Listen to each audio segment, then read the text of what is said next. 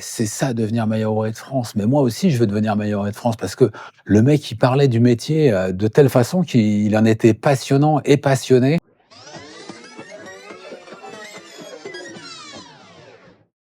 Bonjour et bienvenue dans Pâtisscope.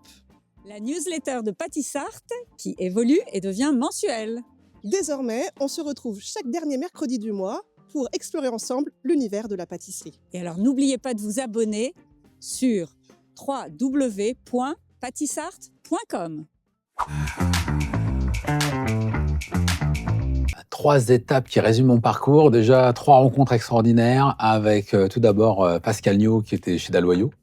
Ensuite, un deuxième meilleur ouvrier de France, c'était Jean Creveux qui m'a appris à tirer du sucre. Et puis la troisième rencontre, c'est avec Olivier Bajard qui m'a emmené au meilleur ouvrier de France pâtissier. Donc voilà, 3 belles rencontres qui m'ont fait grandir.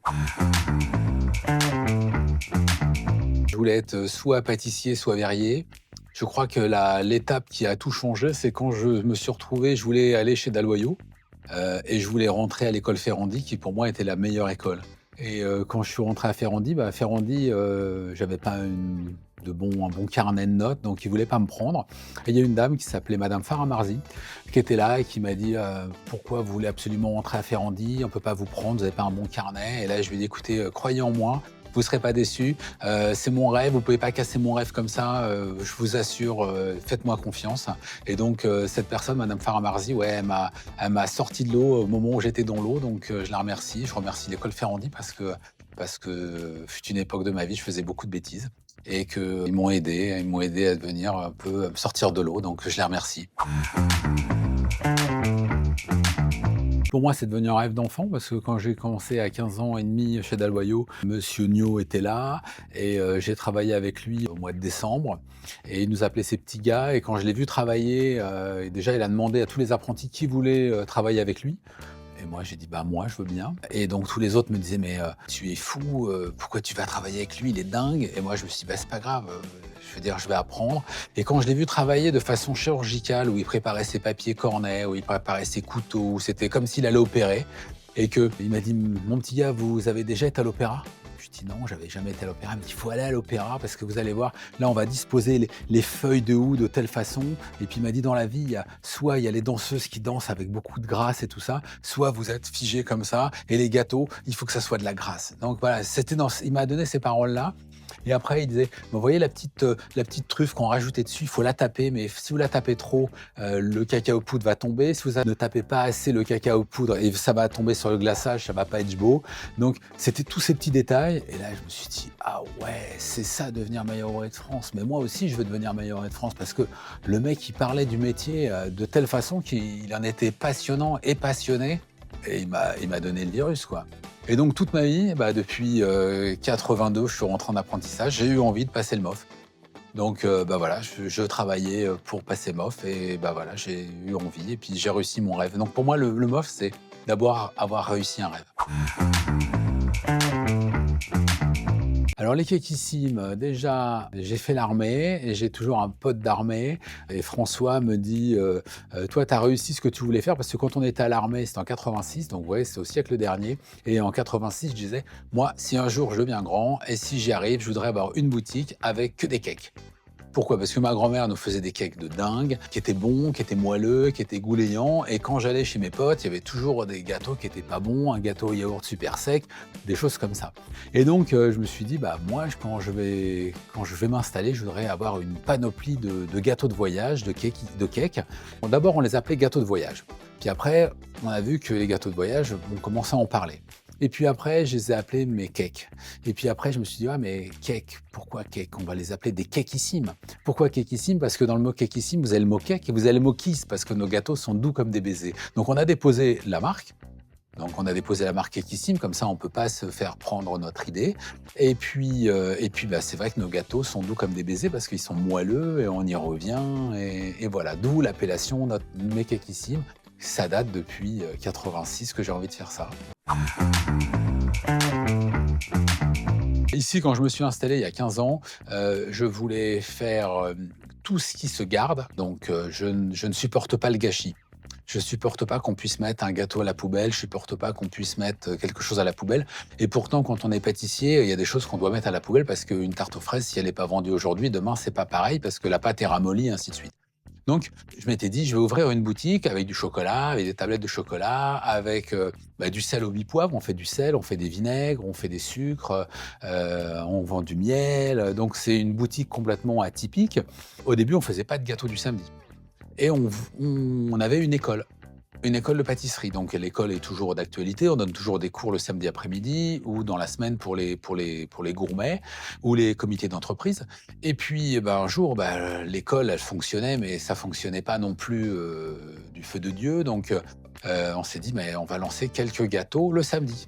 Parce qu'il y a le marché en face, il y avait du monde, et les gens rentraient et disaient, bonjour, vous n'avez pas de gâteau? Bah non, on n'a pas de gâteau. Ah bah non, on n'a pas de gâteau. Et je voulais pas en faire de gâteau. Donc, un pâtissier qui vend pas de gâteau, au bout d'un moment, si on se met pas à faire des gâteaux, ça devient compliqué. Donc, on n'a pas voulu faire de gâteaux, des petits gâteaux individuels, mais on s'est dit, on va faire un gâteau unique tous les samedis. Et on va marcher avec la saison. Donc, pâte fraisier en hiver, les abricots quand c'est la période des abricots, la rhubarbe quand c'est la période de la rhubarbe. Et donc, on travaille comme ça. Donc, l'idée, on s'est mis à faire d'abord 10 gâteaux, et puis ça a marché. Et puis, la semaine d'après, on s'est dit, tiens, on va refaire un autre gâteau. On a rendu 12 gâteaux, puis après 14 gâteaux, puis après, on a monté comme ça.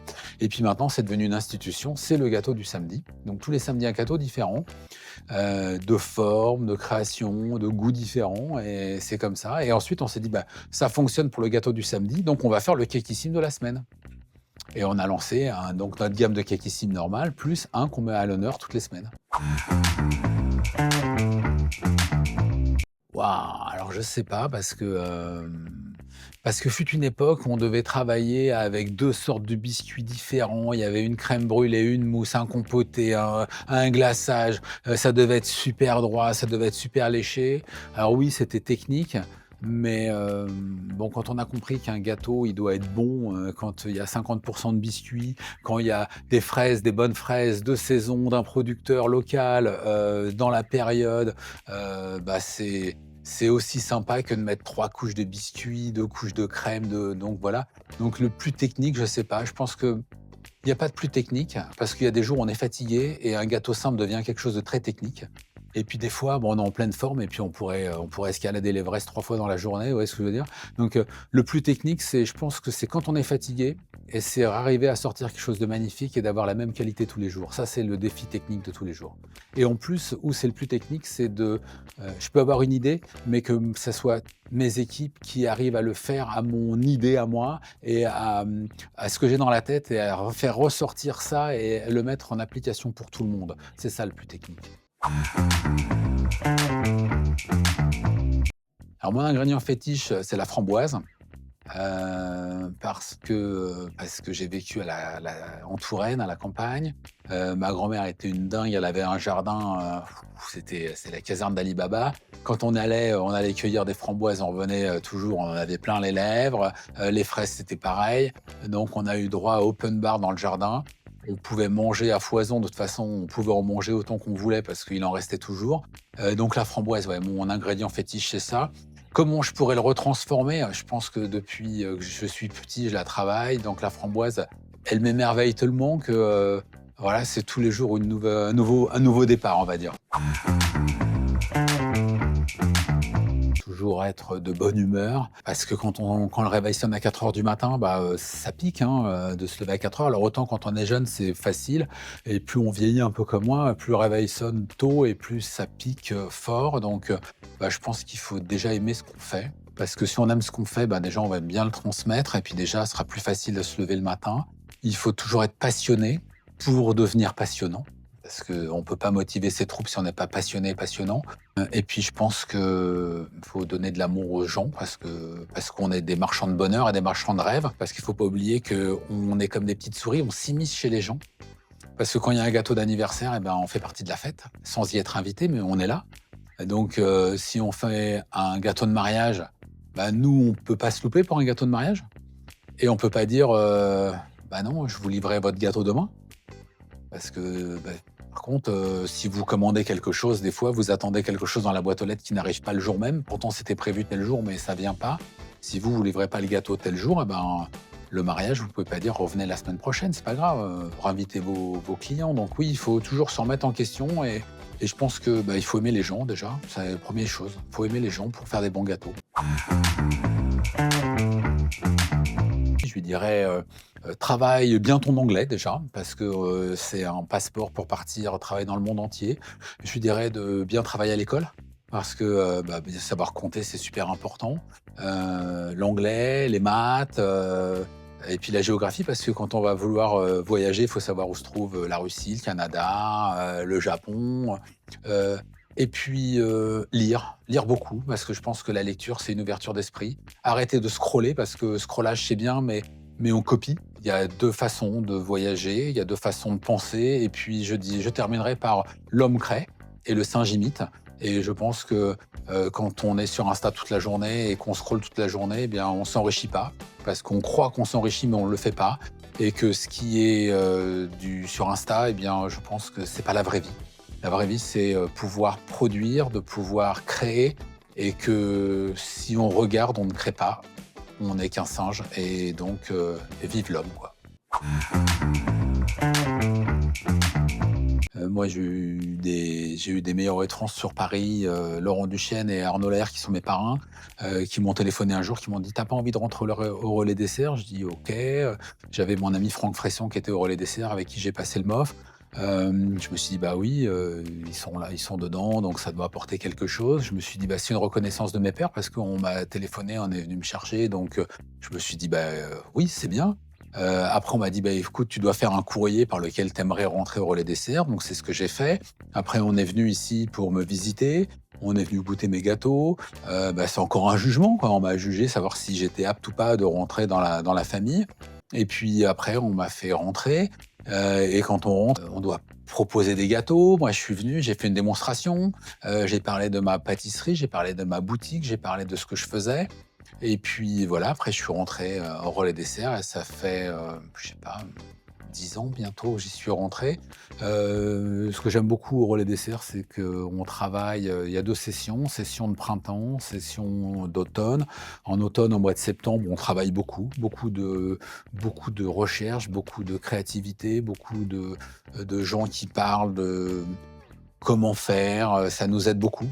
Beaucoup, beaucoup, parce que quand il y a quelqu'un qui vient parler d'un flan, il va arriver avec 8 recettes de flan et on va goûter, ça va nous permettre d'aller beaucoup plus vite parce qu'on a les recettes, parce qu'on a les techniques et qu'on va beaucoup plus vite parce que sinon, ça veut dire que moi, une démonstration qui va durer 1 heure, eh bien moi, si j'avais dû faire 8 sortes de flans différents, ça m'aurait pris une demi-journée, voire une journée de travail. Que là, en 1 heure de temps, il y a quelqu'un qui a fait un résumé des flans, des meilleurs flans, ou des meilleurs cookies, ou des meilleurs comme ça, et on peut goûter, et on a... Donc ça, c'est très intéressant. Après le séminaire de printemps, pardon, bien là, on revient de Barcelone, on a visité la Sagrada Familia, on a rencontré les Espagnols qui nous ont montré les relais desserts espagnols, qui nous ont fait visiter leur laboratoire. C'est une autre démarche, c'est une autre ouverture d'esprit. C'est pas du travail en laboratoire, c'est du travail, on va dire, plus philosophique. Et c'est pas mal aussi, il faut travailler les mains et la tête. C'était beaucoup de bienveillance pour les candidats. Ils avaient un beau poste de travail, ils avaient le temps de réaliser ce qu'ils avaient à faire. Il y avait tous les niveaux et tout le monde a sorti dans les temps un produit. Il y avait des jurys qui étaient fort sympathiques et c'était vraiment ce que je ressens, c'est la joie et la bonne humeur et l'osmose entre les jurys et les candidats. Et ça, c'était vraiment très sympa. Pour Christophe, alors déjà Christophe, c'est une personne que j'apprécie beaucoup. C'est un grand professionnel dans la pâtisserie. C'est quelqu'un avec une grande humilité. C'est un professionnel hors pair, qui a un palais de dingue, qui a une mémoire de fou, qui a une technologie incroyable. Et c'est une personne que j'apprécie beaucoup.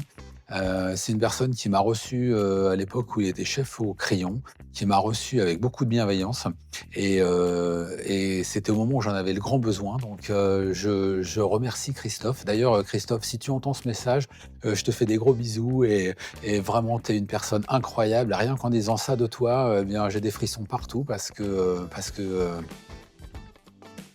et voilà.